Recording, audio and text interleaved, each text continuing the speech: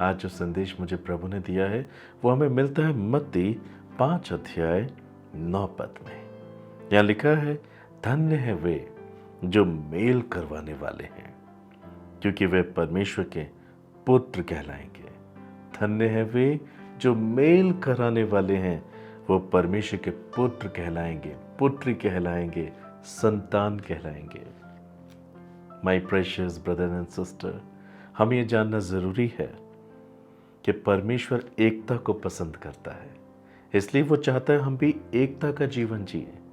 धन्य है वे जो शांति और एकता को बनाए रखने के लिए कार्य करते हैं, अपने परिवार में, अपने सगे संबंधियों में, अपने पड़ोसियों में, अपने रिश्तेदारों में। वो मेल की बातें कहते हैं, एकता को बनाए रखने का परिश्रम करते हैं, वो शांति को कायम रखते हैं। ऐसे लोगों को परमेश्वर अपनी संतान कहते हैं। हालेलुया। प्रियो, unity is a gift from God because God loves unity. परमेश्वर एकता को पसंद करते हैं, मेल मिलाप को पसंद करते हैं, और एकता परमेश्वर का एक बहुत अद्भुत उपहार है। Unity is a gift from God. Bible बताती है, यीशु मसीह ने यूहन्ना 13 अध्याय 34 और 35 पद में अपने चेलों को इस प्रकार से आज्ञा दी, मैं तुम्हें एक नई आज्ञा देता हूं कि तुम एक दूसरे से प्रेम रखो। जैसा मैंने तुमसे प्रेम रखा है, वैसे ही तुम भी एक दूसरे से प्रेम रखो। यदि आपस में प्रेम रखोगे तो इसी से सब जानेंगे कि तुम मेरे चेले हो। नई आज्ञा देता हूं, एक दूसरे से प्रेम रखो, ठीक वैसे ही जैसे मैंने तुमसे प्रेम रखा है। क्या प्रेम की शिक्षा यीशु मसीह के दिनों में ही दी गई? प्रेम की शिक्षा पहले भी दी गई थी। बाइबल बताती है परमेश्वर तो प्रेम है, मगर वो प्रेम जिसकी शिक्षा परमेश्वर ने हमको दी है, उसे हम अपने जीवन में कैसे दिखा सकते हैं और उसे कैसे दूसरों के साथ बांट सकते हैं, जिससे कि एकता और मेल मिलाप का दर्शन किया जा सके। यीशु मसीह ने इसका एक अच्छा एग्जाम्पल मनुष्य जाति के सामने रखा। माय ब्रदर, माय सिस्टर, इसलिए प्रभु यीशु मसीह ने कहा, जैसे मैंने तुमसे प्रेम रखा है, ठीक वैसे ही तुम एक दूसरे से प्रेम रखना।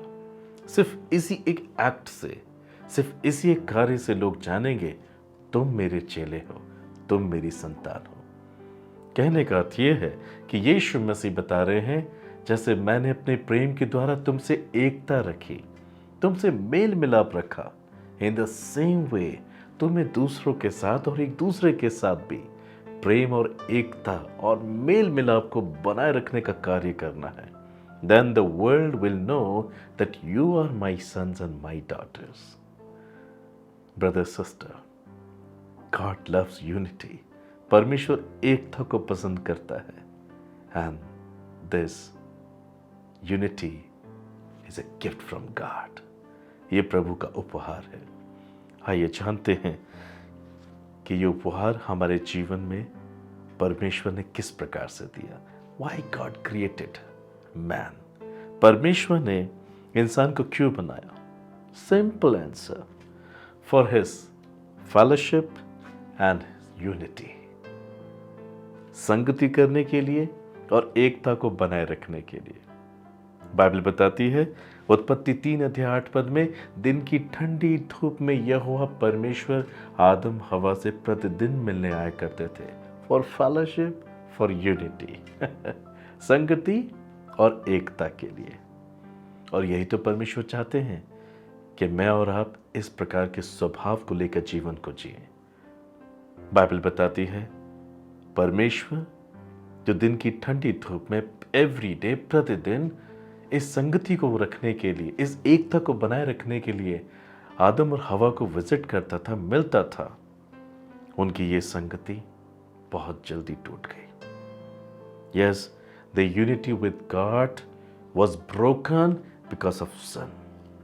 पाप के कारण उनकी ये संगति, फेलोशिप, परमेश्वर के साथ उनकी एकता में रुकावट आ गई। वो परमेश्वर के जीवन से अलग कर दिए गए। जेनेसिस चैप्टर 3 वर्स 23 में ऐसा लिखा है, उत्पत्ति 3:23 में, इसलिए यहोवा परमेश्वर ने उसको अदन की वाटिका में से निकाल दिया कि वो उस भूमि पर खेती करे जिससे वो बनाया गया था। Sins break unity with God. You cannot reach God unless you are not carrying a heart of unity. पाप परमेश्वर के साथ हमारी एकता को, संगति को, फेलोशिप को तोड़ देता है। हम परमेश्वर को प्राप्त नहीं कर सकते, हम परमेश्वर के पास नहीं जा सकते यदि हम एकता का स्वभाव अपने जीवन में धारण नहीं करते। God loves unity.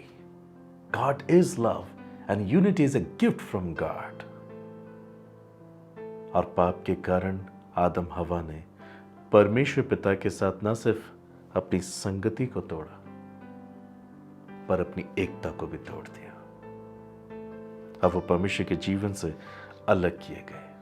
We are here to carry the nature of God. I mean the nature of unity. We must pray for this. हमें इसके लिए प्रार्थना करनी चाहिए। मनुष्य ने पाप किया, परमेश्वर के साथ अपनी एकता के रिश्ते को तोड़ दिया। उसने इस बात की फिर कभी चिंता नहीं की कि कैसे वो परमेश्वर के साथ दोबारा एकता को कायम कर सकता है, दोबारा यूनिटी को रिस्टोर कर सकता है।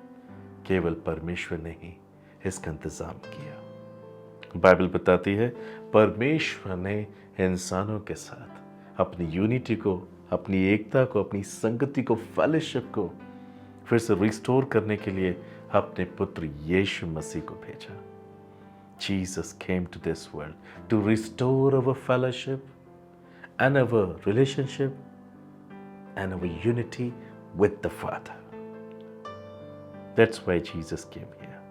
यीशु मसीह पिता के साथ हमारी संगति, हमारी भक्ति, हमारी एकता को कायम करने के लिए, उसे फिर से जोड़ने के लिए, मेंटेन करने के लिए इस संसार में मनुष्य के रूप में आया।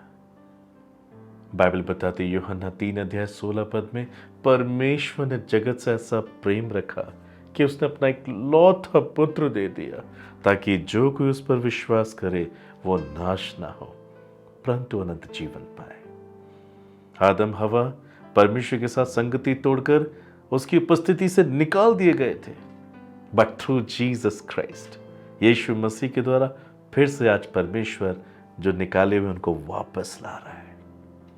If you believe in the name of Jesus, I mean when you carry the heart of unity with you, आप यीशु मसीह को अपने नजदीक पाएंगे। आप परमेश्वर की संगति में, उसकी उपस्थिति में, उसकी एकता में फिर से जोड़ दिए जाएंगे। Isn't wonderful? Hallelujah.